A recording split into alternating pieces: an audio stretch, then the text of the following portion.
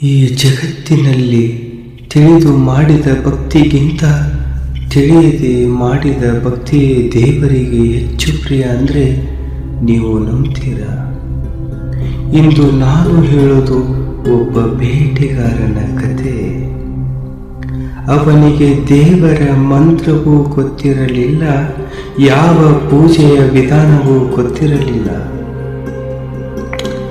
ಆದರೂ ಮಹಾದೇವನೇ ಅವನ ಮುಂದೆ ಪ್ರತ್ಯಕ್ಷನಾದ ಕಥೆ ಇದು. ಈ ಕಥೆಯನ್ನು ಕೇಳುವ ಮುನ್ನ ನನ್ನ ಚಾನಲನ್ನು ಸಬ್ಸ್ಕ್ರೈಬ್ ಮಾಡಿಕೊಂಡು ಈ ಸಣ್ಣ ಚಾನಲನ್ನು ಬೆಳೆಸಿ ಪ್ರೋತ್ಸಾಹಿಸಿ ಅಂತ ಕೇಳ್ತಾ ಕಥೆಗೆ ಹೋಗೋಣ ಬನ್ನಿ. ಮಹಾಶಿವರಾತ್ರಿಯ ಕಥೆ. ಹಿಮಾಲಯ ಪರ್ವತಗಳ ಅಂಚಿನಲ್ಲಿ ಚಂದ್ರವಂಶ ಅನ್ನೋ ಒಂದು ಸಣ್ಣ ಗ್ರಾಮವಿತ್ತು. ಅಲ್ಲಿ ಕೇಶವ ಅನ್ನೋ ಬಡ ಬೇಟೆಗಾರನಿದ್ದ. ಅವನ ಬದುಕು ಎಂದರೆ ಬೆಳಗ್ಗೆ ಬೇಟೆಯಾಡುವುದು, ರಾತ್ರಿಯಾದರೆ ಹಸಿವು. ಬೆಳಿಗ್ಗೆ ಬೇಟೆ ಸಿಕ್ಕರೆ ಮಾತ್ರ ಅವನಿಗೆ ರಾತ್ರಿ ಹಸಿವು, ಹೊಟ್ಟೆಗೆ ಊಟ ಸಿಗುತ್ತಿತ್ತಂತೆ. ದೇವರು, ಧರ್ಮ, ಪೂಜೆ ಇವೆಲ್ಲ ಅವನ ಬದುಕಿನಲ್ಲಿ ಇರಲೇ ಇಲ್ಲ. ಆದರೆ ಅವನ ಹೃದಯ ಕೆಟ್ಟದ್ದಲ್ಲ, ಯಾರಿಗೂ ಕೂಡ ಕೆಟ್ಟದ್ದು ಮಾಡಲಿಕ್ಕೆ ಎನ್ನುವ ಮನಸ್ಸು ಕೂಡ ಉಳಿದಲ್ಲ.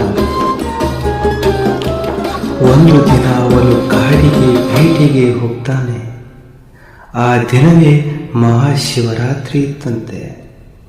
ಕಾಡಿನಲ್ಲಿ ದಾರಿ ತಪ್ಪಿದ ಕೇಶವ ಸೂರ್ಯ ಅಸ್ತಮಿಸತೊಡಗಿತು. ಅವನು ಕೇಳಿದ ಶಬ್ದಗಳು ಸಿಂಹದ ಗರ್ಜನೆ, ಹುಲಿಯ ಹೆಜ್ಜೆ. ಭಯದಿಂದ ನಡುಗಿದ ಕೇಶವ ಒಂದು ದೊಡ್ಡ ಬಿಲ್ವ ಮರದ ಮೇಲೆ ಹತ್ತಿ ಕುಳಿತ. ಕೆಳಗೆ ಅವನು ಗಮನಿಸದೇ ಇದ್ದದ್ದು ಒಂದು ಶಾಂತ ಶಿವಲಿಂಗ. ರಾತ್ರಿ ಕತ್ತಲೆಯಾಗಿತ್ತು. ಅವನಿಗೆ ಭಯವೂ ಆಗಿತ್ತು, ಹಸಿವು ಕೂಡ ಆಗಿತ್ತು.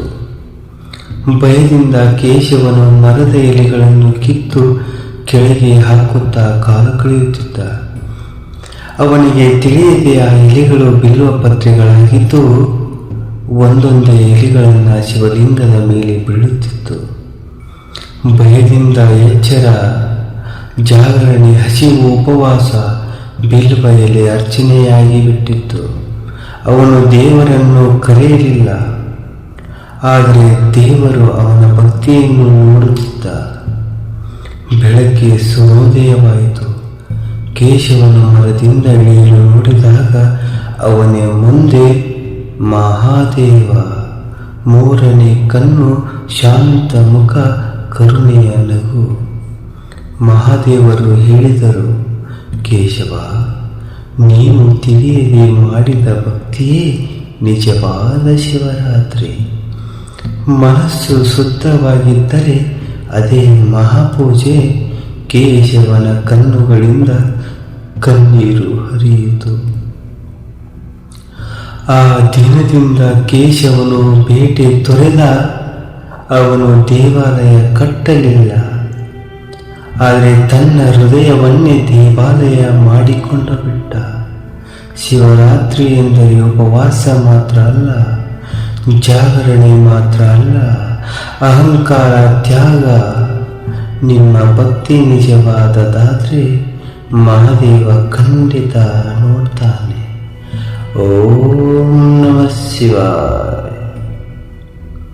ಓಂ ನಮಃ ಶಿವಾಯ.